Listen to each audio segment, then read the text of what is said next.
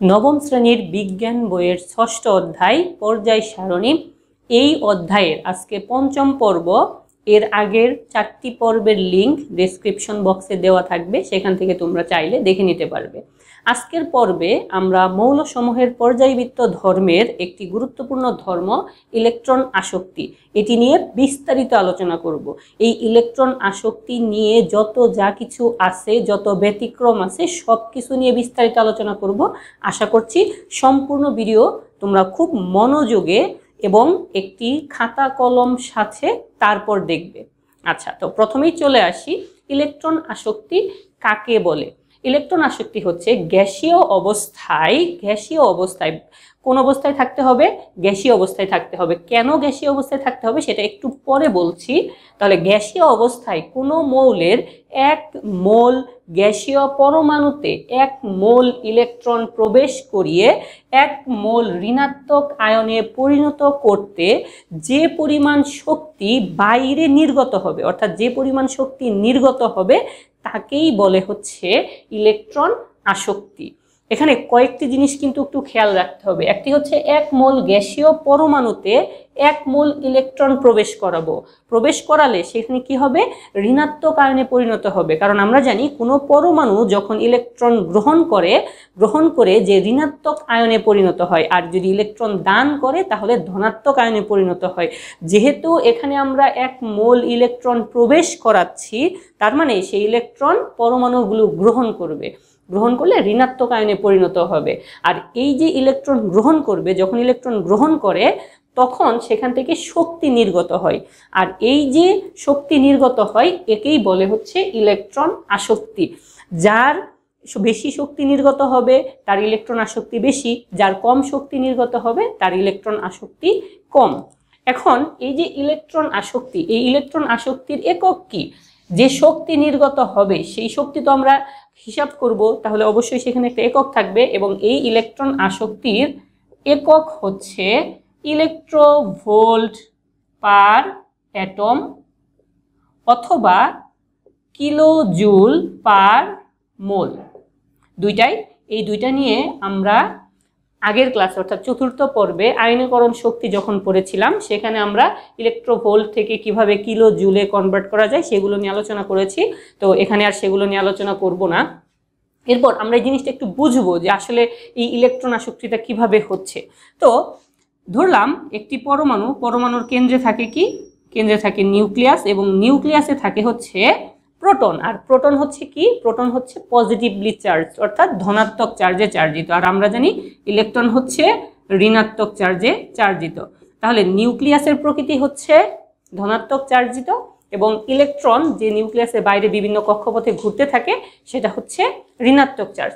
এখন এই যে পরমাণু যে একটা ইলেকট্রন, ধরলাম এখানে একটা ইলেকট্রন আছে, সেই ইলেকট্রন যখন এই ইলেকট্রনকে কেন্দ্রে কি আছে? Positively charged nucleus. এই নিউক্লিয়াস এবং নেগেটিভলি চার্জড ইলেকট্রন অর্থাৎ ঋণাত্মক ইলেকট্রনকে এই নিউক্লিয়াস কি করবে? আকর্ষণ করবে। তো এই নিউক্লিয়াস যখন ইলেকট্রনকে আকর্ষণ করবে, তখন এই ইলেকট্রন এসে এই যে নিউক্লিয়াস বা এই যে আমাদের পরমাণু, সেই পরমাণুর কক্ষপথে এসে পাতিত হবে। এবং এই যে নিউক্লিয়াস বা কোনো পরমাণুতে যখন কোনো একটা ইলেকট্রন চলে আসে তখন সে অনেক খুশি হয়ে যায়। ঠিক আছে? তো যখন খুশি হয়ে যায় তখন এখান থেকে কি নির্গত হয়? শক্তি নির্গত হয়। ঠিক আছে? শক্তি নির্গত হয়। এই যে শক্তি নির্গত হয়, এই শক্তি নির্গত হয় হচ্ছে, শক্তির তো অনেক রূপ আছে, যান্ত্রিক শক্তির অনেক রূপ আছে, তাপ শক্তি, শব্দ শক্তি, অনেক ধরনের শক্তি আছে। তো এই যে শক্তি নির্গত হয়, এই শক্তির রূপ হচ্ছে তাপ শক্তি আকারে। তাহলে নিউক্লিয়াস যখন কোনো একটা ইলেকট্রনকে আকর্ষণ করে, তখন সেই ইলেকট্রন যখন সেই পরমাণুর কোনো একটি কক্ষপথে এসে পাতিত হয়, সর্বশেষ কক্ষপথে এসে যখন পাতিত হবে, তখন সেই নিউক্লিয়াস অনেক খুশি হয়ে যাবে, এবং খুশি হয়ে গেলে সে কি করবে? শক্তি বাইরে নির্গত করবে। আর যে যত বেশি আকর্ষণ করবে, যার যত বেশি আসক্তি থাকবে, সে তত বেশি শক্তি নির্গত করবে, এবং তার ইলেকট্রন আসক্তি তত বেশি হবে। এবার এই গ্যাসীয় অবস্থায় আমরা কেন নিচ্ছি? তো আমরা আয়নীকরণ শক্তির মধ্যেও বলেছিলাম গ্যাসীয় অবস্থায়, আবার ইলেকট্রন আসক্তির মধ্যেও আমরা বলতেছি গ্যাসীয় অবস্থায়। গ্যাসীয় অবস্থায় কেন বলতেছি? কেন আমরা কঠিন অবস্থায় নিলাম না, কেন তরল অবস্থায় নিলাম না? এটা একটা প্রশ্ন থাকতে পারে। তো এর উত্তর হচ্ছে যে গ্যাসীয় অবস্থায় যে অণুগুলো বা পরমাণুগুলো পরস্পর থেকে অনেক দূরে দূরে অবস্থান করে, এবং দূরে দূরে অবস্থান করার ফলে আমরা যে এখানে আমরা মূলত কি একটি পরমাণু নিয়ে আলোচনা করতেছি, ইন্ডিভিজুয়ালি আলোচনা করতেছি। তাহলে যখন অনেক দূরে দূরে থাকবে তখন আমরা খুব সহজেই একটা পরমাণু নিয়ে আলোচনা করতে পারবো, বা সিঙ্গেল যে পরমাণু সেগুলো আমরা পাবো যখন গ্যাসীয় অবস্থায় থাকবে, যখন দূরে দূরে অবস্থায় থাকবে। তো এই জন্য মূলত আমরা কোন অবস্থায় নিচ্ছি? গ্যাসীয় অবস্থায় নিচ্ছি। এবার এই যে ইলেকট্রন আসক্তি, সেটাকে তো আমরা বুঝি যে ধরলাম এক্স যে কোনো একটি মৌল কোন অবস্থায় থাকতে হবে? গ্যাসীয় অবস্থায় থাকতে হবে। এখানে আমরা কি দিলাম? জি। এখানে জি দ্বারা কি বোঝাচ্ছি? গ্যাসীয় অবস্থায়। এখন এই এক্স এর মধ্যে, এক্স একটি পরমাণু, সেই পরমাণুর মধ্যে একটা ইলেকট্রন প্রবেশ করলো। একটা ইলেকট্রন প্রবেশ করলে এই যে আমার পরমাণুটা, সেই পরমাণুটা কি হবে? ঋণাত্মক আয়নে পরিণত হবে, অর্থাৎ এক্স মাইনাস। মাইনাস দ্বারা কি বোঝাচ্ছি? ঋণাত্মক আয়ন। ইলেকট্রন যখন গ্রহণ করে তখন সেখানে মাইনাস দিতে হয়, এবং ইলেকট্রন যখন দান করবে তখন সেটা পজিটিভ আয়ন, অর্থাৎ ধনাত্মক চিহ্ন দিব আমরা এখানে। যেহেতু একটা ইলেকট্রন দান করছে, গ্রহণ করছে, এই জন্য আমরা এখানে একটা মাইনাস চিহ্ন দিলাম। আর যদি দুইটা ইলেকট্রন গ্রহণ করতো তাহলে দিতাম 2 মাইনাস, তিনটা ইলেকট্রন গ্রহণ করলে 3 মাইনাস, যদি দান করতো তাহলে প্লাস।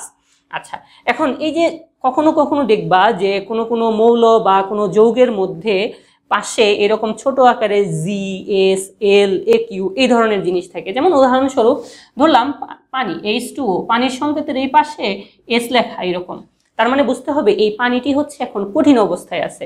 আবার যদি H2O এখানে এল দেওয়া থাকে তাহলে মানে লিকুইড, অর্থাৎ তরল অবস্থায় আছে। যদি H2O জি থাকে অর্থাৎ জলীয় বাষ্প বা গ্যাসীয় অবস্থায় আছে। আবার কখনো কখনো দেখবা যেমন NaOH, সোডিয়াম হাইড্রোক্সাইড, এখানে কি লেখা? AQ লেখা, ছোট করে AQ। AQ মানে হচ্ছে অ্যাকুয়াস সলিউশন, অর্থাৎ জলীয় দ্রবণ, অর্থাৎ এর সাথে পানি মিশ্রিত আছে। তো এই টার্মগুলো তোমাদের একটু জানা থাকতে হবে। আমি আরেকবার বলে দিচ্ছি। এস মানে হচ্ছে সলিড, অর্থাৎ কঠিন অবস্থা। এল মানে হচ্ছে লিকুইড, অর্থাৎ তরল অবস্থা। জি মানে হচ্ছে গ্যাস, জি মানে কি? গ্যাস, গ্যাসীয় অবস্থা। আর AQ মানে হচ্ছে অ্যাকুয়াস সলিউশন, অর্থাৎ জলীয় দ্রবণ, মানে পানির সাথে যখন কোনো কিছু মিশ্রিত থাকে। তো আরও অনেক কিছু আছে। তো এই জিনিসগুলো হচ্ছে খুবই বেসিক, যেগুলো অবশ্যই জানা থাকা প্রয়োজন। তো এখানে আমরা জি দ্বারা বোঝাচ্ছি এই যে এক্সটা হচ্ছে গ্যাসীয় অবস্থায় আছে, এবং গ্যাসীয় অবস্থায় কোনো একটা পরমাণুতে আমরা একটা ইলেকট্রন প্রবেশ করাবো। একটা ইলেকট্রন প্রবেশ করালে সে কি হবে? ঋণাত্মক আয়নে পরিণত হবে। এই যে ঋণাত্মক আয়নে পরিণত হচ্ছে। আর ঋণাত্মক আয়নে পরিণত হলে এখান থেকে কি হবে? শক্তি নির্গত হবে। ধরলাম এখান থেকে 10 ইলেকট্রোভোল্ট শক্তি নির্গত হচ্ছে। আর এটি হচ্ছে আমাদের ইলেকট্রন আসক্তি। যার যত বেশি শক্তি নির্গত হবে ইলেকট্রন আসক্তির মান তত বেশি হবে। তো এখান থেকে অ্যাডভান্স লেভেলে আরও একটা জিনিস খুব দরকার হয়, সেটা হচ্ছে ইলেকট্রন গেইন এনথালপি।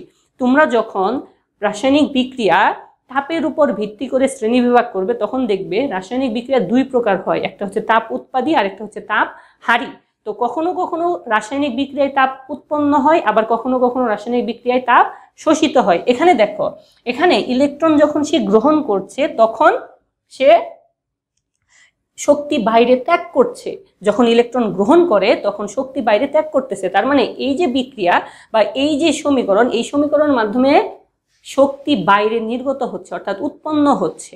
তো এখানে আরেকটা কি জিনিস? Electron gain enthalpy.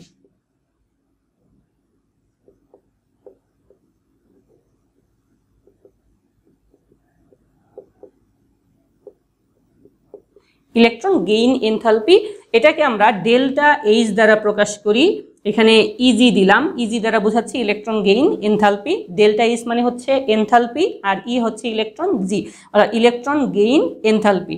তো এই ইলেকট্রন গেইন এনথালপিতে যখন যে বিক্রিয়ায় তাপ উৎপন্ন হয় সেইখানে এই ডেল্টা এইচ এর মান হয় হচ্ছে, যে বিক্রিয়ায় তাপ উৎপন্ন হয় সেই ডেল্টা এইচ এর মান হয় হচ্ছে নেগেটিভ, অর্থাৎ ঋণাত্মক। এবং যে বিক্রিয়ায় তাপ শোষিত হয়, ঠিক আছে, যে বিক্রিয়ায় তাপ শোষিত হয় সেখানে ডেল্টা এইচ এর মান হয় হচ্ছে ধনাত্মক। কিন্তু এখানে দেখো আবার ইলেকট্রন আসক্তির বেলায় কিন্তু জিনিসটা আবার বিপরীত। এখানে ইলেকট্রন আসক্তি কত? ইলেকট্রন আসক্তি হচ্ছে 10 ইলেকট্রোভোল্ট। অর্থাৎ ইলেকট্রন আসক্তি যখন তাপ বাইরে নির্গত হবে তখন ইলেকট্রন আসক্তির মান হবে হচ্ছে ধনাত্মক। অর্থাৎ আমরা এটা বলতে পারি যে ডেল্টা এইচ ইজি অর্থাৎ ইলেকট্রন গেইন এনথালপি সব সময়ই ঋণাত্মক ইলেকট্রন আসক্তি। ঠিক আছে, তাহলে এখানে ডেল্টা এইচ জিনিসটা কি সেটা যখন তাপ উৎপাদী এবং তাপ হারি বিক্রিয়া পড়বা তখন সেখানে আরো ভালো মতো তোমরা জিনিসটা বুঝতে পারবা। এখানে আমি অল্প একটু ধারণা দিয়ে রাখলাম। এখানে ইলেকট্রন গেইন এনথালপি মানে বোঝাচ্ছে যে ইলেকট্রন যখন গ্রহণ করে তখন সেখান থেকে যে পরিমাণ তাপ শক্তি বাইরে নির্গত হয় সেটাই হচ্ছে delta H EG electron gain enthalpy. আর যে বিক্রিয়ায় তাপ উৎপন্ন হয় সেই বিক্রিয়াতে ডেল্টা এস এর মান হয় হচ্ছে নেগেটিভ। আর যে বিক্রিয়ায় তাপ শোষিত হয় অর্থাৎ আমাদের বাইরে থেকে তাপ দিতে হবে, বাইরে থেকে শক্তি দিতে হবে, সেই বিক্রিয়ায় ডেল্টা এস এর মান হয় হচ্ছে পজিটিভ। এবং যেহেতু যে ইলেকট্রন যখন গ্রহণ করবে তখন যে শক্তি নির্গত হয় সেটাকে আমরা ইলেকট্রন আসক্তি বলবো। তাহলে ইলেকট্রন গ্রহণ করলে শক্তি যখন বাইরে নির্গত হবে তখন ইলেকট্রন আসক্তির মান হবে ধনাত্মক। কিন্তু এখানে আবার যদি এটাকে আমরা ডেল্টা এইচ দিয়ে প্রকাশ করতাম, ডেল্টা এইচ দিয়ে প্রকাশ করলে এটা হয়তো -10 ইভি। তাহলে দেখো জিনিসটা কি একটু বিপরীত না? অর্থাৎ আমরা এখান থেকে এই দুইটা দেখে আমরা এটাকে কি কনক্লুড করতে পারি delta H easy is equal to minus electron আসক্তি। অর্থাৎ ইলেকট্রন আসক্তির মান যেটা হবে তার বিপরীত চিহ্ন হবে, অর্থাৎ তার বিপরীত হবে হচ্ছে এনথালপি বা ডেল্টা এইচ এর মান। এরপর আরো একটা গুরুত্বপূর্ণ জিনিস, ধরো কোনো একটা পরমাণু প্রথমে একটা ইলেকট্রন গ্রহণ করে সে কি হয়ে গেল এক্স মাইনাস। প্রথম সে একটা পরমাণু গ্যাসীয় অবস্থায় ছিল, সে একটি ইলেকট্রন গ্রহণ করে ঋণাত্মক আয়নে পরিণত হয়েছে। তো এইখানে সে কি করবে, ধরলাম ইলেকট্রন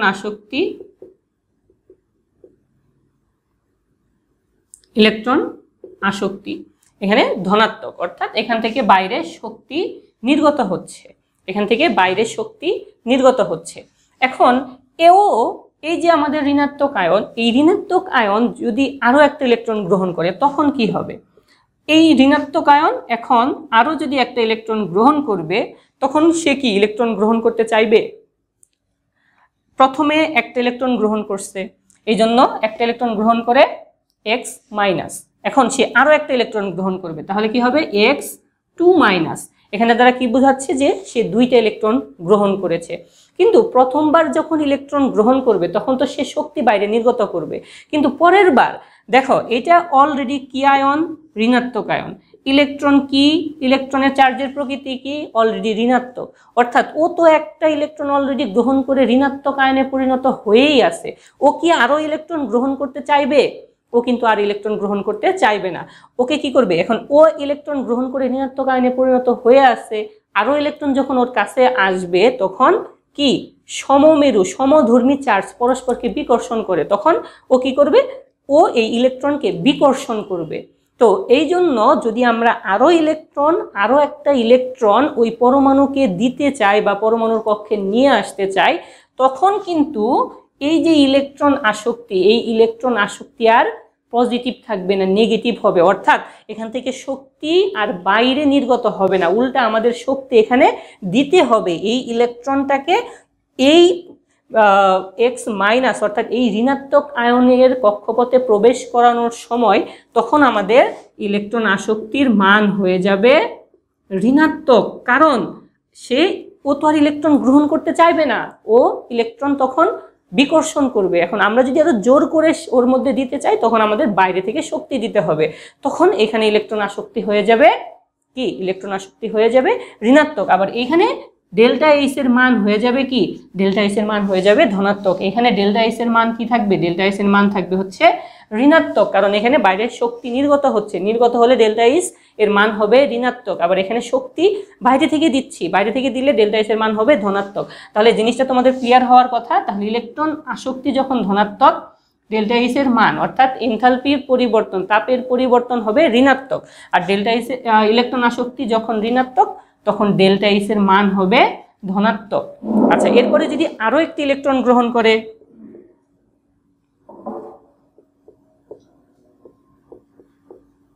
তখনও কিন্তু এর তো আরো একটা ইলেকট্রন যদি গ্রহণ করে, তাহলে এক্ষেত্রেও ইলেকট্রন আসক্তির মান কি হবে?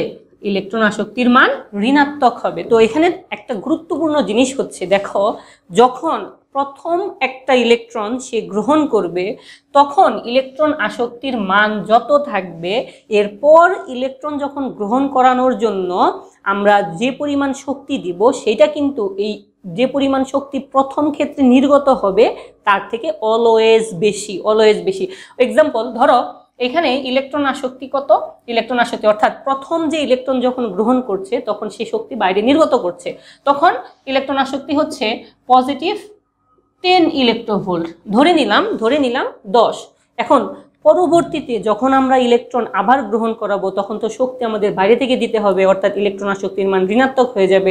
তখন এই মান অলওয়েজ এইটার থেকে বেশি হবে, 10 ইলেকট্রোভোল্টের থেকে বেশি হবে। অর্থাৎ এই ক্ষেত্রে আমাদের ইলেকট্রোভোল্ট অবশ্যই ধরলাম -12 ইলেকট্রোভোল্ট, অর্থাৎ 10-এর থেকে বেশি। এরপরে যখন আমরা আরও একটা ইলেকট্রন এখানে প্রবেশ করাতে চাচ্ছি তখন কিন্তু আমাদের ইলেকট্রন আসক্তির মান আরও বেশি হবে, অর্থাৎ এখানে 12, এখানে ধরলাম -14 ইলেকট্রোভোল্ট। তাহলে এখানে একটা জিনিস খেয়াল করো যে প্রথম ক্ষেত্রে যে ইলেকট্রন আসক্তি ছিল, অর্থাৎ যে পরিমাণ শক্তি বাইরে নির্গত হচ্ছিল, পরবর্তীতে যখন আমরা ইলেকট্রন আরও বেশি প্রবেশ করাচ্ছি তখন যে পরিমাণ শক্তি নির্গত হচ্ছিল তার থেকে কিন্তু বেশি পরিমাণ শক্তি আমাদের প্রয়োজন হবে ইলেকট্রনটাকে ওই যে ঋণাত্মক আয়ন, সেই ঋণাত্মক আয়নের মধ্যে প্রবেশ করাতে।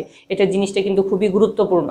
আচ্ছা, এই ছিল আমাদের ইলেকট্রন আসক্তি। এখন আমরা দেখব যে এই ইলেকট্রন আসক্তি মূলত কার কার উপর নির্ভরশীল, বা পর্যায় সারণীতে এই যে ইলেকট্রন আসক্তি সেটার মান কিভাবে পরিবর্তিত হয়, বা কেন আমরা এটাকে ইলেকট্রনকে পর্যায়বৃত্ত ধর্ম বল।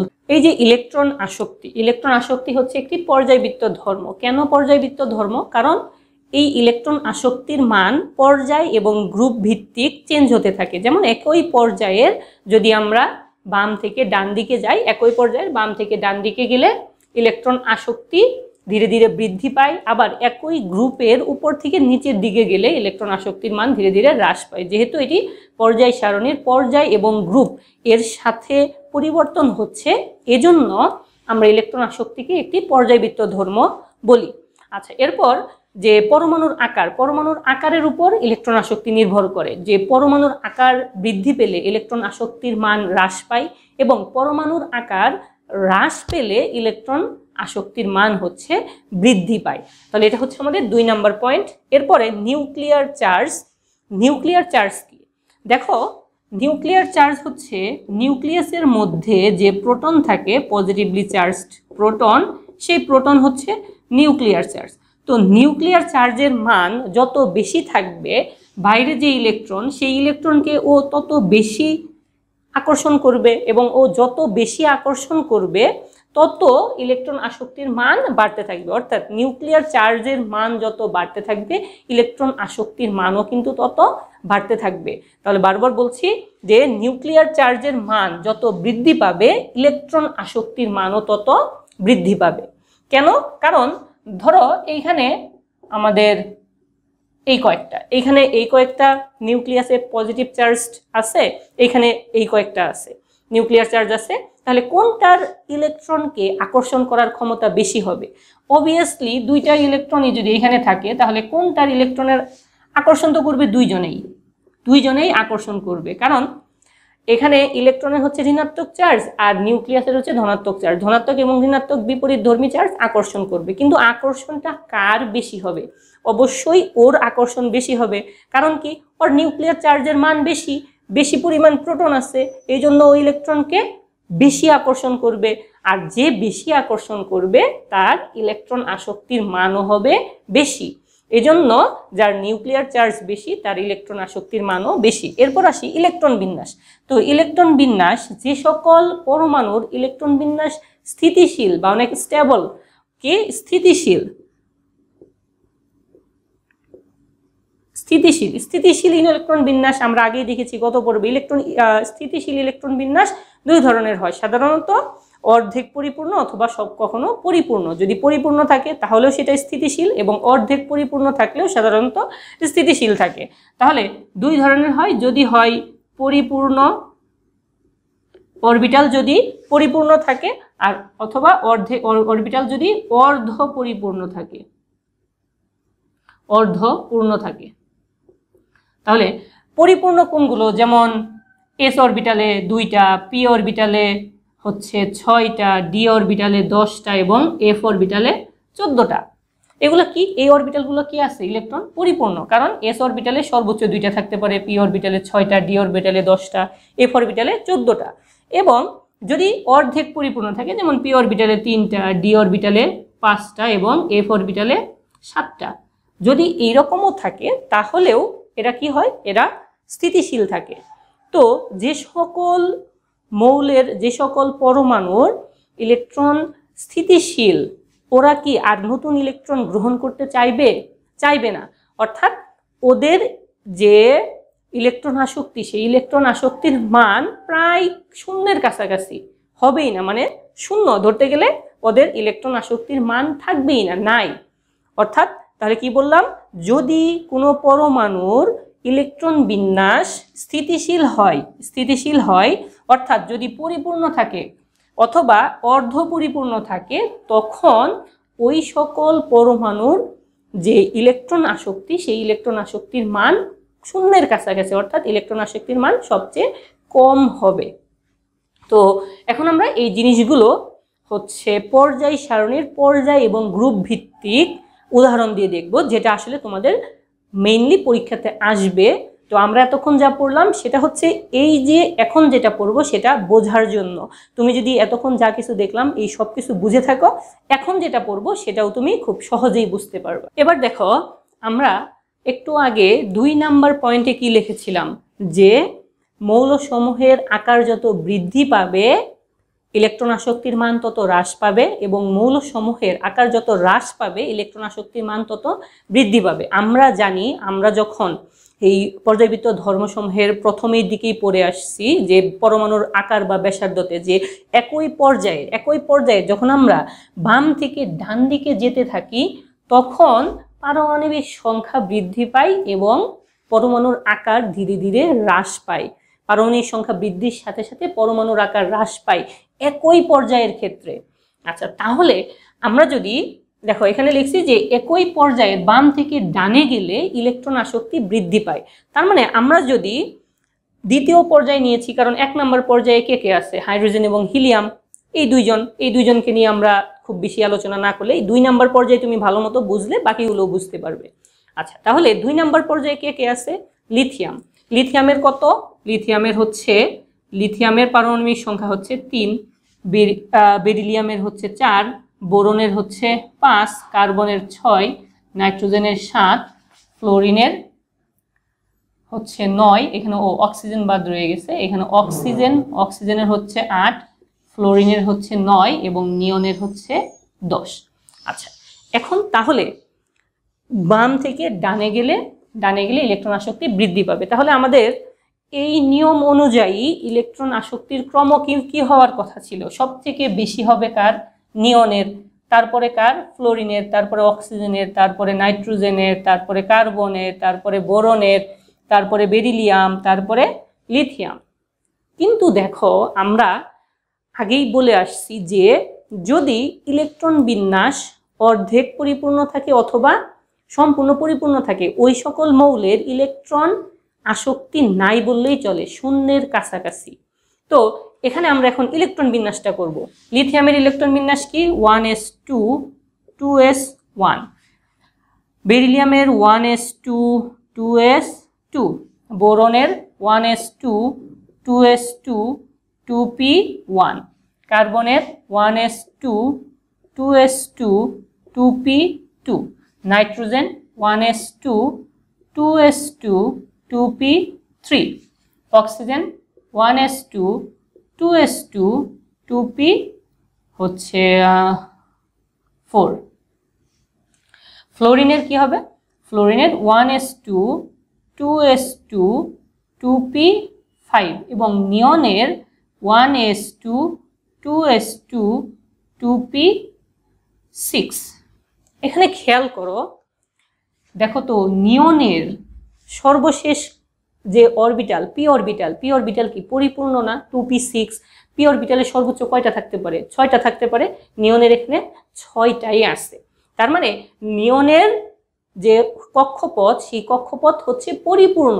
তার মানে নিয়নের যে ইলেকট্রন আসক্তি, সেই ইলেকট্রন আসক্তির মান কি? শূন্যের কাছাকাছি। অর্থাৎ নিয়নের ইলেকট্রন আসক্তির মান হবে সবচেয়ে কম। তাহলে দেখো যে আমাদের যে অর্ডার কিন্তু সম্পূর্ণ চেঞ্জ হয়ে যাচ্ছে। এটা কি? এটা হচ্ছে সাধারণ নিয়ম অনুযায়ী যদি আমরা সাজাই তখন আমরা এইভাবে পাবো, কিন্তু আসলে পরীক্ষালব্ধ প্রমাণ থেকে যা দেখতে পাই তা কিন্তু এই নিয়মের পুরোপুরি চেঞ্জ হয়ে যায়, নিয়মটা চেঞ্জ হয়ে যায়, পুরো ব্যতিক্রম। তাহলে যেহেতু নিয়নের ইলেকট্রন বিন্যাস পরিপূর্ণ, এই জন্য নিয়নের ইলেকট্রন আসক্তির মান শূন্যের কাছাকাছি, সব থেকে কম। এরপর আরেকটা খেয়াল করো, নাইট্রোজেনেরটা খেয়াল করো। নাইট্রোজেনের দেখো 2p3, অর্থাৎ পি অরবিটাল অর্ধেক পরিপূর্ণ। তাহলে এইটাও কি হবে? এইটাও অনেক বেশি স্টেবল, অর্থাৎ স্থিতিশীল। আর স্থিতিশীল থাকার কারণে এই নাইট্রোজেনেরও ইলেকট্রন আসক্তির মান হবে শূন্যের কাছাকাছি, অর্থাৎ নিয়নের পরে চলে আসবে হচ্ছে নাইট্রোজেন। এরপর দেখো এই যে বেরিলিয়ামে দেখো এই 2s2 কয়টা আছে? 2টা। এস অরবিটালে সর্বোচ্চ কয়টা থাকতে পারে? 2টা থাকতে পারে। অর্থাৎ এই যে ইলেকট্রন, এইটাও কি? এইটাও হচ্ছে পরিপূর্ণ, এইটাও পরিপূর্ণ। এটা কি ছিল? এটা হচ্ছিল অর্ধপূর্ণ। এটা কি ছিল? এটা ছিল পূর্ণ। তাহলে দেখো এই যে ইলেকট্রন বিন্যাসটা কত গুরুত্বপূর্ণ। ইলেকট্রন বিন্যাস এই অর্ধ পরিপূর্ণ বা পূর্ণ থাকার কারণে আমাদের যে এই যে অর্ডার যেরকম আমাদের এক্সপেক্ট করেছিলাম যে এইরকম হওয়ার কথা, সেটা কিন্তু সম্পূর্ণ চেঞ্জ হয়ে যাচ্ছে। তাহলে এরপরে কি আসবে? এরপরে আসবে হচ্ছে বেরিলিয়াম।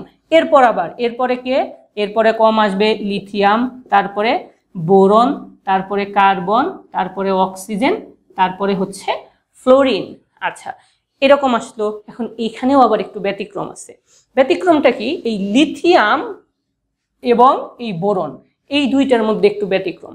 এই দুইটার যদি ইলেকট্রন বিন্যাসটা খেয়াল করো, দেখো লিথিয়াম যদি একটা ইলেকট্রন গ্রহণ করে তাহলে ওর কিন্তু যে সর্বশেষ যে অরবিটাল এস অরবিটাল সেটা কিন্তু পরিপূর্ণ হয়ে যায়। কিন্তু বোরন যদি একটা ইলেকট্রন গ্রহণ করে তাহলে কি হবে? 2p2। ওর কি হচ্ছে? অর্ধপরিপূর্ণ হচ্ছে বা পরিপূর্ণ হচ্ছে না। যেহেতু লিথিয়াম একটা ইলেকট্রন গ্রহণ করলে ও পরিপূর্ণ হয়ে যাচ্ছে, এই জন্য এই লিথিয়ামের ওই একটা ইলেকট্রন গ্রহণ করার প্রবণতা এটা অনেক বেশি হবে। ওর ইলেকট্রনের প্রতি ওর আকর্ষণ এই বোরনের থেকে বেশি হবে। এমন না যে লিথিয়াম লাফ দিয়ে এই ফ্লোরিনের আগে চলে আসবে, ওইটা না। আমি কিন্তু আয়নীকরণ শক্তির বেলাতেও বলছি, শুধুমাত্র এই দুইটার এখন স্থান পরিবর্তন হবে। কেন হবে আমি আরেকবার একটু বলে দিচ্ছি। দেখো লিথিয়ামের ইলেকট্রন বিন্যাস, লিথিয়ামের 3 1s2 2s1। ও যদি একটা ইলেকট্রন গ্রহণ করে তাহলে ওর ইলেকট্রন বিন্যাস কি হয়ে যাচ্ছে? 1s2 2s2। তাহলে দেখো একটা ইলেকট্রন গ্রহণ করলে Li- একটা ইলেকট্রন গ্রহণ করলে ও কি হয়ে যাচ্ছে? পরিপূর্ণ হয়ে যাচ্ছে। কিন্তু বোরনের কথা যদি চিন্তা করো, বোরনের কি? 1s2 2s2 2p1। ও যদি একটা ইলেকট্রন গ্রহণ করে ওর কি হবে? 1s2 2s2 2p2। O P orbital কি অর্ধেক পরিপূর্ণ হচ্ছে? পি অরবিটালে অর্ধেক পরিপূর্ণ হওয়ার জন্য কয়টা লাগবে? 3টা। সম্পূর্ণ পরিপূর্ণ হচ্ছে পি অরবিটাল 6টা হয়েছে? হয় নাই। তার মানে ওর অর্ধেকও পরিপূর্ণ হচ্ছে না, সম্পূর্ণ পরিপূর্ণ হচ্ছে না, যার কারণে ওর যে ইলেকট্রনের প্রতি যে আসক্তি সেটা লিথিয়ামের থেকে কম। তাহলে দেখো অ্যাকচুয়াল আমাদের এই 2 নাম্বার পর্যায়ের যে অর্ডার যে কিভাবে হয়ে যাবে, তাহলে সব থেকে কম হবে নিয়ন, ঠিক আছে, তারপরে নাইট্রোজেন, তারপরে বেরিলিয়াম। এখন এই বোরনটা লিথিয়ামের আগে চলে আসবে, অর্থাৎ বোরন, তারপরে লিথিয়াম, তারপরে কার্বন, অক্সিজেন এবং ফ্লোরিন। তাহলে এইটা হচ্ছে আমাদের 2 নাম্বার পর্যায়ের যে ইলেকট্রন আসক্তি, সেই ইলেকট্রন আসক্তির প্রকৃত ক্রম এবং কেন এরকম চেঞ্জ হচ্ছে সবগুলোর কারণ তোমরা দেখলা। এখন ভালো মতো বুঝতে পারতেছ যে কেন আসলে হওয়ার কথা ছিল এরকম, সব থেকে কম হওয়ার কথা ছিল lithium, beryllium, boron, carbon, nitrogen, oxygen, fluorine, neon, এরকম হওয়ার কথা ছিল। কিন্তু ভিন্ন ভিন্ন কারণে, প্রথমে আমরা দেখলাম ইলেকট্রন বিন্যাসের কারণে, আবার তারপরে দেখলাম ইলেকট্রন একটা গ্রহণ করার ফলে ওর অর্ধেক পরিপূর্ণ হয়ে যাচ্ছে অথবা পরিপূর্ণ হয়ে যাচ্ছে, এই ধরনের যদি কিছু হয় তখনও ইলেকট্রন আসক্তির মান বেড়ে যায়। দেখো, এক হচ্ছে যখন অর্ধেক পরিপূর্ণ ছিল তখন ইলেকট্রন আসক্তির মান একেবারে 0, কিন্তু এখানে আবার একটা ইলেকট্রন গ্রহণ করে ও পরিপূর্ণ হচ্ছে বলে ওর ইলেকট্রন আসক্তির মান কিন্তু আবার বেশি। তার কারণ কি? তার কারণ হচ্ছে ও যখন প্রথম নর্মাল একটা পরমাণু অবস্থায় ছিল, একক পরমাণু অবস্থায় ছিল, তখন কিন্তু ওর ইলেকট্রন আসক্তির মান কিন্তু কম। কিন্তু ও যখন দেখলো যে আমার একটা ইলেকট্রন যদি নিতে পারি তাহলে কিন্তু আমি স্থিতিশীল হইতে পারি, কারণ তখন আমার কি হয়ে যাবে, তখন আমি আমার এস অরবিটাল পূর্ণ হয়ে যাবে, তখন আমি স্থিতিশীল। ও স্থিতিশীল হওয়ার জন্য যেহেতু একটা ইলেকট্রন পাইলে ও স্থিতিশীল হয়ে যাবে, এই জন্য ওই একটা ইলেকট্রনের প্রতি ওর আকর্ষণ অনেক বেশি। আর এই আকর্ষণ বেশি থাকার কারণে ওর যে ইলেকট্রন আসক্তির মান সেটা বোরনের থেকে বেশি হয়ে যায়, কারণ বোরন একটা ইলেকট্রন গ্রহণ করলেও ও স্থিতিশীল হচ্ছে না, না করলেও হচ্ছে না। এই জন্য বোরনের আর ওই ইলেকট্রনের প্রতি ওই লিথিয়ামের মতো অত আকর্ষণ নাই। তো এই জন্য এই যে অর্ডার, সেই অর্ডারটা এরকম চেঞ্জ হয়ে যাচ্ছে। তাহলে সব থেকে কম ইলেকট্রন আসক্তির মান কার? নিয়নের। আর সব থেকে বেশি কার? বেশি হচ্ছে ফ্লোরিনের। কয় নাম্বার পর্যায়ের? 2 নাম্বার পর্যায়ের। এরপরে তোমরা 3, 4, 5 যে পর্যায়গুলো আছে তোমরা ওইগুলো বাসায় প্র্যাকটিস করো, দেখো যে তোমরা নিজেই তখন ইলেকট্রন বিন্যাসের মাধ্যমে এইভাবে বিশ্লেষণ করে নিজেই তোমরা যে প্রকৃত ক্রম সেই ক্রম বের করতে পারবে। এবার আসো গ্রুপ ভিত্তিক আলোচনা।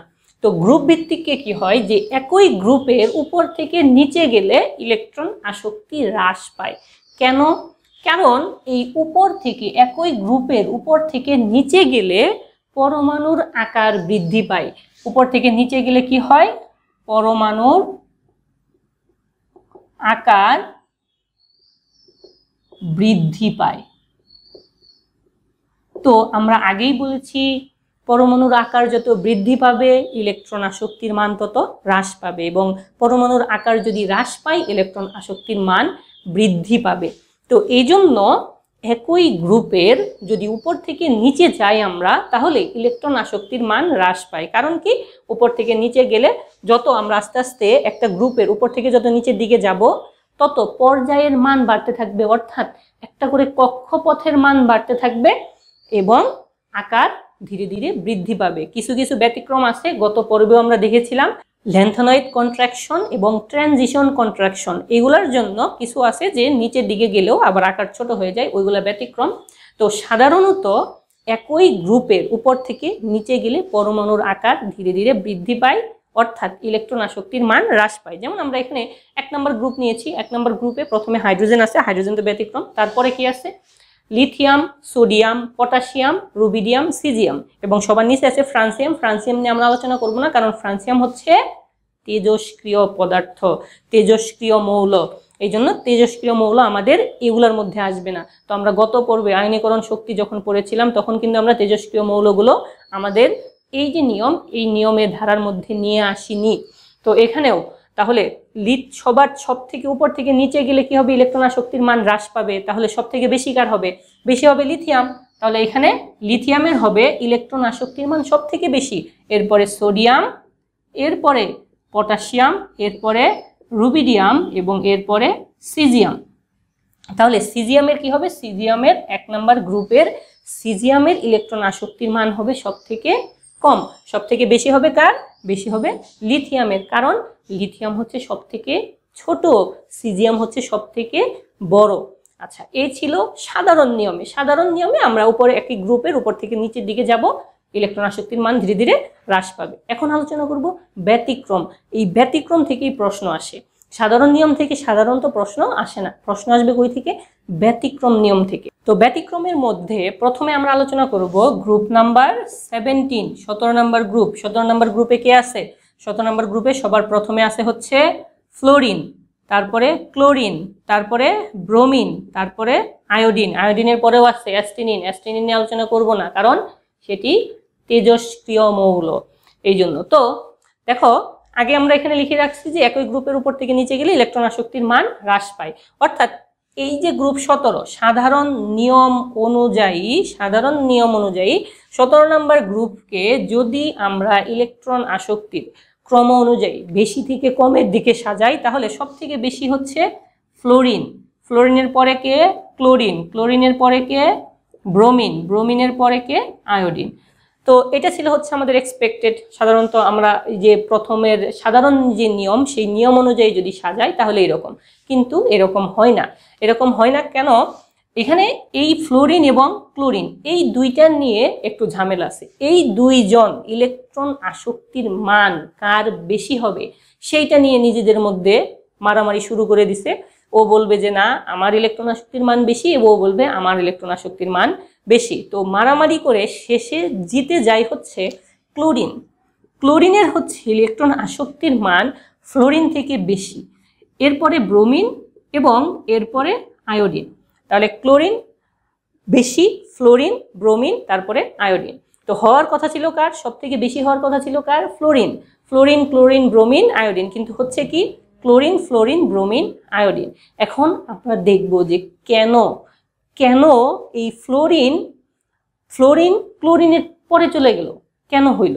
তো দেখো, যদি আমরা ফ্লোরিনের ইলেকট্রন বিন্যাস করি, তো ফ্লোরিনের কক্ষপথ কয়টি? ফ্লোরিনের কক্ষপথ হচ্ছে 2টি, কারণ ফ্লোরিনের ইলেকট্রন সংখ্যা হচ্ছে 9 এবং ক্লোরিনের ইলেকট্রন সংখ্যা হচ্ছে 17। তো প্রথম কক্ষপথে 2টা এবং পরের কক্ষপথে আছে কয়টি? পরের কক্ষপথে আছে হচ্ছে 7টি। ক্লোরিনেরটা যদি দেখি, ক্লোরিনের পর্যায় 3 নম্বর পর্যায়, অর্থাৎ ক্লোরিনের প্রধান শক্তি স্তর 3টি।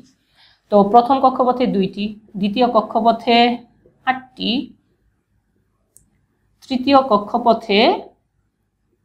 কক্ষপথে 7টি। তো এটি হচ্ছে ফ্লোরিন, এটি হচ্ছে ক্লোরিন। এখন এখানে একটা ইলেকট্রন আমরা নিয়ে আসছি, এখানে একটা ইলেকট্রন ফ্লোরিনের কাছাকাছি এবং এখানে একটা ইলেকট্রন ক্লোরিনের কাছাকাছি। এখন যেহেতু আমরা বলছি যে ওর আকার ছোট, ফ্লোরিন এই ইলেকট্রনটাকে আকর্ষণ করবে, ঠিক তেমনি ক্লোরিনও এই ইলেকট্রনটাকে আকর্ষণ করবে। এই ইলেকট্রনকে আকর্ষণ করার ক্ষমতা ফ্লোরিনের বেশি ক্লোরিনের থেকে ফ্লোরিন এই যে ইলেকট্রন, একটা ইলেকট্রন আসছে, ওকে বেশি আকর্ষণ করবে। এখন কথা হচ্ছে, যদি ফ্লোরিন ইলেকট্রনকে বেশি আকর্ষণ করার ক্ষমতা যদি ফ্লোরিনের বেশি থাকে ক্লোরিন থেকে, তাহলে কেন ফ্লোরিনের ইলেকট্রন আসক্তির মান ক্লোরিনের থেকে বেশি হচ্ছে না? তার কারণ হচ্ছে, দেখো এখানে অলরেডি কয়টা ইলেকট্রন আছে? 7টা ইলেকট্রন আছে। এই 7টা ইলেকট্রন কতটুকু জায়গার জুড়ে আছে? এর যে আকার ছোট, কিন্তু ক্লোরিনেরও দেখো সর্বশেষ কক্ষপথে ইলেকট্রন আছে 7টা, কিন্তু এই কক্ষপথের আকার কি? বড়। তাহলে ফ্লোরিনের যে কক্ষপথ, সেই কক্ষপথে যে 7টা ইলেকট্রন অলরেডি আছে, ওদের জন্যই তো জায়গা অনেক কম। এখানে কয়টা ইলেকট্রন? 7টা ইলেকট্রন। এইখানে একটা ইলেকট্রন আছে, এই যে এরকম 7টা ইলেকট্রন আছে, 3, 4, 5, 6, 7। এখন অলরেডি এখানে 7টা ইলেকট্রন আছে। আরও একটা ইলেকট্রন যদি আসে, যেহেতু অল্প জায়গার মধ্যে 7টা ইলেকট্রন আছে, আরও একটা ইলেকট্রন যদি এখানে আসে, তাহলে এই ইলেকট্রনগুলো ওকে কি করবে? বিকর্ষণ করবে, কারণ এটাও ইলেকট্রন ওইটাও ইলেকট্রন, সমধর্মী চার্জ, বিকর্ষণ করবে। কিন্তু দেখো ক্লোরিনের আকার আবার বড়। ক্লোরিনেরও এখানে কয়টা ইলেকট্রন আছে? 7টা, 2টা, 3টা, 4টা, 5টা, 6টা, 7টা। এখন দেখো কোথায় ইলেকট্রনের ঘনত্ব বেশি, মানে ইলেকট্রন কাছাকাছি কোথায়? ফ্লোরিনে। ক্লোরিনের ইলেকট্রনগুলো কিন্তু একটু দূরে দূরে।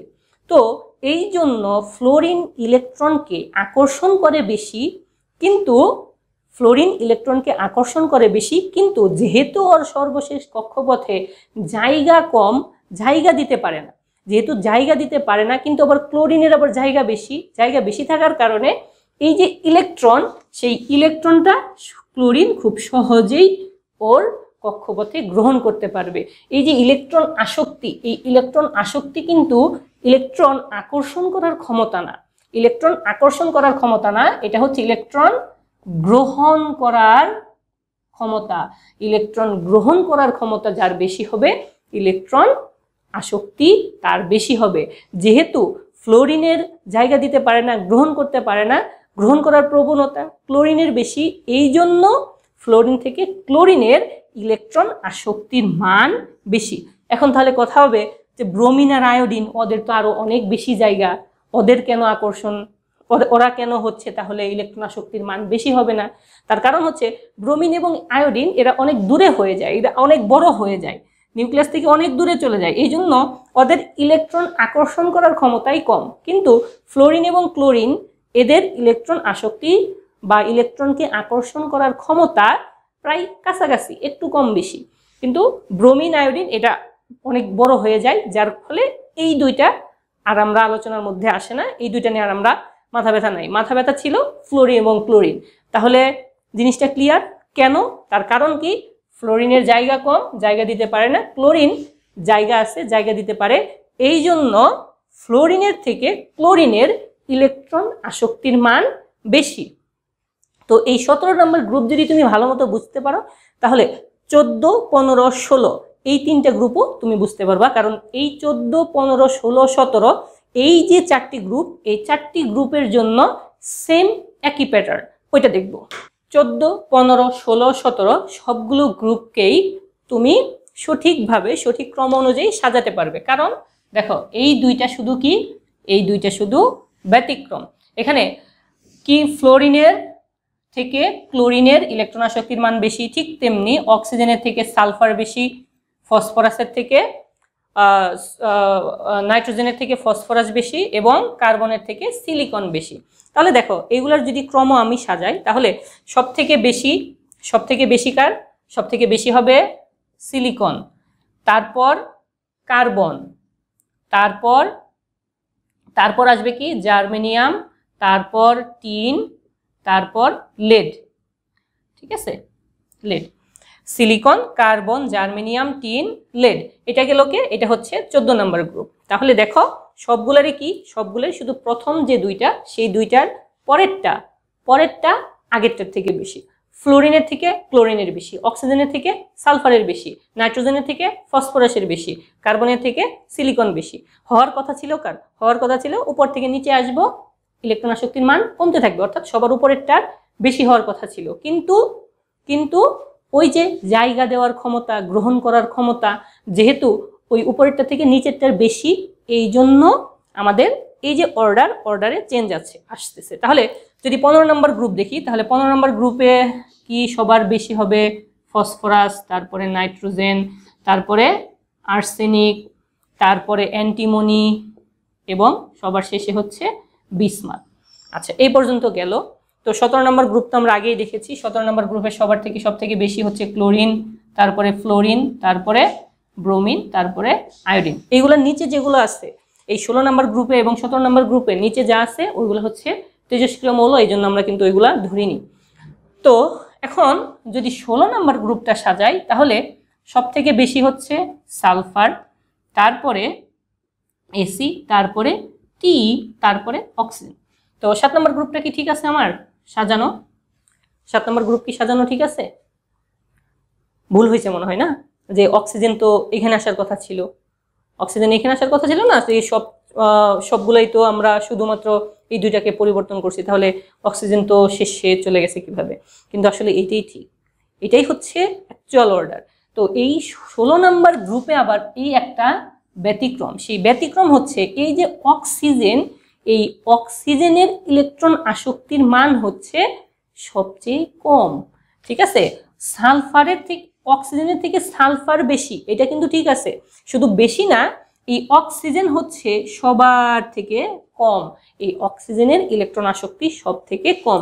এই জন্য দেখো 14, 15, 17 গ্রুপের যে অর্ডার ছিল 16 নম্বর গ্রুপে শুধুমাত্র একটু পরিবর্তন, সেটা কি অক্সিজেন। এখানে আমাদের যদি আমরা এই নিয়ম অনুযায়ী সাজাইতাম, আমরা যে নিয়ম শিখলাম সেই নিয়ম যদি সাজাইতাম তাহলে কি হইতো, সবার প্রথমে আসতে হচ্ছে সালফার, তারপরে আসতে হচ্ছে অক্সিজেন। কিন্তু এটা কিন্তু হচ্ছে না। তার কারণ কি? এটা হচ্ছে না কারণ কি অক্সিজেনের হচ্ছে সব থেকে কম, এই জন্য অক্সিজেন সবার শেষে চলে গেছে। তাহলে এই কয়েকটা জিনিস কিন্তু তোমাদের মনে রাখতে হবে যে 14, 15, 16 এবং 17 নাম্বার গ্রুপের প্রথম দুইটা মৌলের সাথে যদি তুমি তুলনা করো তাহলে উপরের মৌলের থেকে যে নিচের মৌল, অর্থাৎ প্রথম মৌলের থেকে যে দ্বিতীয় পরের গ্রুপের প্রথম মৌলের থেকে দ্বিতীয় মৌলের যে ইলেকট্রন আসক্তি সেটার মান বেশি। কেন? জায়গা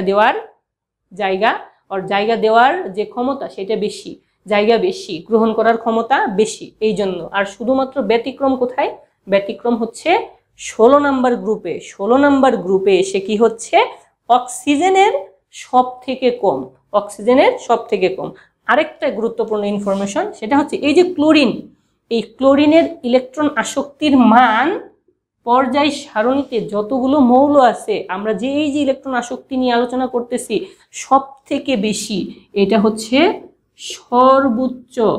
সর্বোচ্চ ক্লোরিনের ইলেকট্রন আসক্তির মান সর্বোচ্চ। অর্থাৎ তোমাকে এমসিকিউ টাইপের কোশ্চেন আছে, 4টা অপশন দেয়া আছে, সেখানে অনেকগুলো মৌল দেয়া আছে, সেই মৌলগুলোর মধ্যে একটা মৌল আছে ক্লোরিন, তাহলে তুমি চোখ বন্ধ করে ওইটা দাগাবা, কারণ ক্লোরিনের ইলেকট্রন আসক্তির মান সবচেয়ে বেশি। সেখানে যে গ্রুপ থাক, যে পর্যায়ে থাক, যা মনে হয় তাই থাক, সব থেকে বেশি ইলেকট্রন আসক্তি হচ্ছে ক্লোরিন। অর্থাৎ ক্লোরিন দেখলেই তুমি ওইটা টিক দিয়ে দিবা, ক্লোরিনের সব থেকে বেশি ইলেকট্রন আসক্তির মান।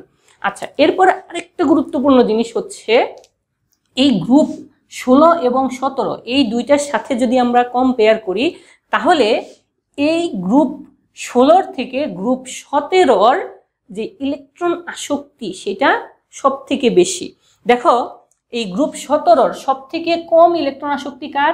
আয়োডিনের। এবং এই গ্রুপ 16 যে মৌলগুলো তার মধ্যে সব থেকে বেশি ইলেকট্রন আসক্তি কার? সালফারের। তারপরেও এই সালফারের ইলেকট্রন আসক্তি আয়োডিনের থেকে কম। তোমাদের যদি কখনো প্রশ্ন আসে তাহলে গ্রুপ 16 এবং 17 থেকে কিন্তু বেশি প্রশ্ন আসবে। তাহলে এই আয়োডিনের ইলেকট্রন আসক্তি সব থেকে কম 17 নাম্বার গ্রুপের, তারপরেও 16 নাম্বার গ্রুপের সব থেকে বেশি হচ্ছে সালফার, ওর থেকেও বেশি। তাহলে এটা কিন্তু গুরুত্বপূর্ণ একটা ইনফরমেশন। সেটা কি, যে 16 নাম্বার গ্রুপে যতগুলো মৌল আছে তার থেকে 17 নাম্বার গ্রুপের মৌলগুলোর ইলেকট্রন আসক্তির মান সবগুলোর মধ্যেই বেশি। কেন? যে কি বললাম, যে সালফারের হচ্ছে 16 নাম্বার গ্রুপে সব থেকে বেশি, আর 17 নাম্বার গ্রুপে সব থেকে কম হচ্ছে আয়োডিন। তারপরেও এই আয়োডিনের ইলেকট্রন আসক্তির মান অবশ্যই হচ্ছে সালফারের থেকে বেশি। অর্থাৎ কখনো যদি কম্প্যারিজন আসে যে গ্রুপ 16 এবং গ্রুপ 17 এদের মধ্যে ইলেকট্রন আসক্তির মান কম হবে কার, বেশি হবে কার, তো প্রথমে আগে দেখবা কি গ্রুপ 17 মধ্যে কে কে আছে। তো একটা উদাহরণ দিচ্ছি। ধরো এই মৌলগুলোকে তোমাকে কয়েকটি মৌল দিছে, ফ্লোরিন, সালফার, আয়োডিন এবং অক্সিজেন। এই মৌলগুলোকে তোমার ইলেকট্রন আসক্তির ক্রম অনুযায়ী সাজাতে হবে, কার সব থেকে বেশি, কার সব থেকে কম। এখানে দেখো, এই প্রথমে তাহলে আমরা কি লিখবো, ফ্লোরিন এবং আয়োডিন এই দুইটা হচ্ছে 17 নাম্বার গ্রুপে। তার মানে এই সালফার এবং অক্সিজেনের থেকে এই দুইটার ইলেকট্রন আসক্তির মান বেশি। আবার ফ্লোরিনের ইলেকট্রন আসক্তির মান আয়োডিনের থেকে বেশি, কারণ ফ্লোরিন উপরে আছে। তো সব থেকে বেশি হবে কার? ফ্লোরিনের। এরপরে কার? আয়োডিনের। আচ্ছা, এখন দেখো সালফার এবং অক্সিজেন এই দুইটার মধ্যে ইলেকট্রন আসক্তির মান কার বেশি? অবশ্যই সালফারের বেশি। সালফারের তো 16 নম্বর গ্রুপে সব থেকে বেশি কার? সালফারের। এরপর আসবে কে? সালফার, এবং তারপরে আসবে হচ্ছে অক্সিজেন। তাহলে বুঝতে পারছো যে কিভাবে সাজাতে হবে। তো গ্রুপ 16 এবং 17 এই দুইটার মধ্যে যদি কম্প্যারিজন দেওয়া থাকে তাহলে আগে দেখবা 17 নম্বর গ্রুপে কে কে আছে। ওই 17 নম্বর গ্রুপে যে থাকবে ওই দুইটার ক্রম, ওদের ক্রম, দুইটা তিনটা যে কটা থাকুক তাদের ক্রম আগে বের করবা। তারপরে বের করবা হচ্ছে 16 নম্বর গ্রুপে যে কয়টা মৌল আছে তাদের ক্রম, এবং প্রথমে দিবা সবথেকে বেশি কার 17 নম্বর গ্রুপের, তারপরে আসবে হচ্ছে 16 নম্বর গ্রুপের। তো এই ছিল ইলেকট্রন আসক্তি নিয়ে বিস্তারিত। এর বাইরে তোমাকে ইলেকট্রন আসক্তি নিয়ে আর কিছুই পড়তে হবে না।